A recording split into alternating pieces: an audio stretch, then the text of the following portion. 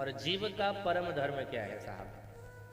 सबई पुंसां परो धर्मो यथो भक्तिर अधोक्षजै अहेतुक्य प्रतिहता ययात्मा संप्रसीदति।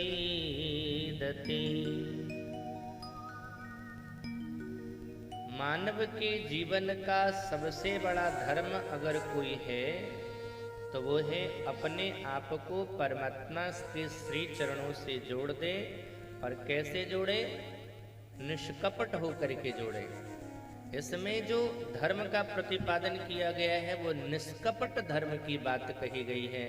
आप कहेंगे धर्म में भी कपट होता है क्या? और अगर धर्म में कपट होता है तो धर्म का कपट है क्या? ध्यान रखना, जिस धर्म का पालन करने के पीछे भगवत प्राप्ति का उद्देश्य न हो करके संसार के सुखों की प्राप्ति का उद्देश्य हो, वो धर्म कपट से भरा हुआ है। हम धर्म से जुड़े, हम ठाकुर जी की आराधना कर रहे हैं, लेकिन हमारे मन में भाव ये आ रहा है कि इससे हमारे संसार का सुख जो हमारे जीवन में है और बढ़ जाए। यानी भगवत प्राप्ति न होकर के संसार के सुखों की प्राप्ति का भाव रखना, यही कपट है धर्म का।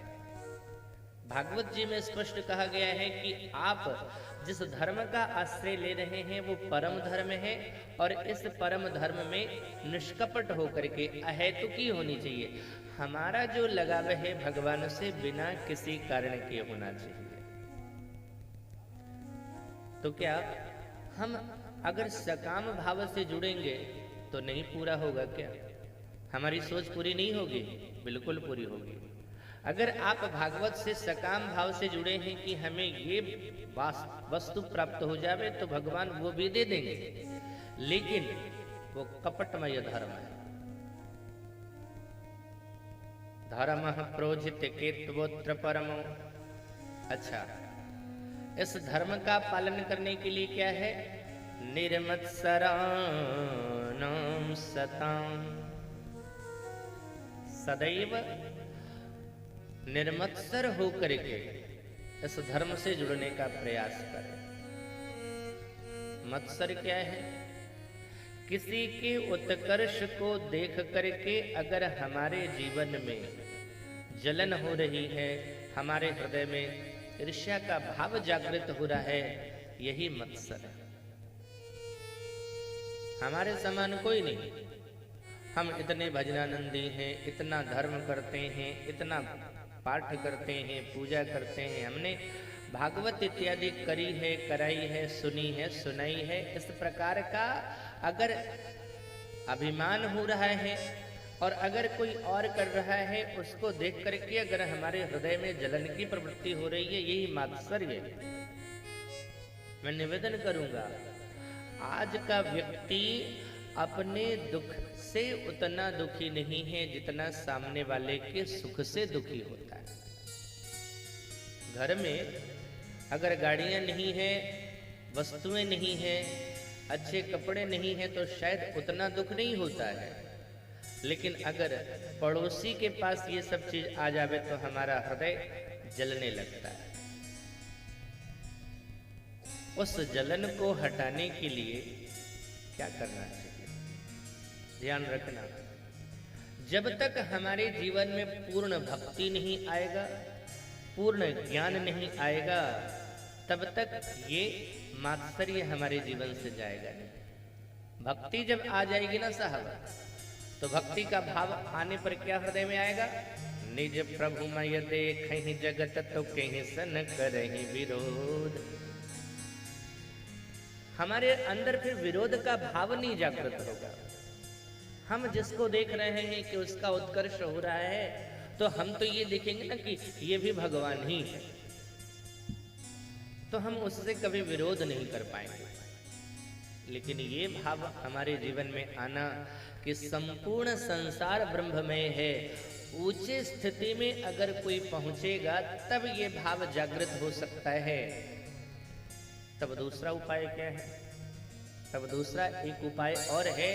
अगर अपने जीवन को मात्सर्य रहित रखना है तो दूसरा उपाय ये है कि मन में दैन्यता का भाव आ जावे और ये सोचे व्यक्ति मैं भगवान का दासानुदास हूं, मैं ठाकुर जी के दास का भी दास हूं। हमारे अंदर इतनी क्षमता नहीं है कि हम ठाकुर जी के दास हो जाए। आगे प्रसंग आएगा वृत्रासुर का। असुर भले ही है लेकिन उसके जीवन में एक बड़ी सुंदर सोच है।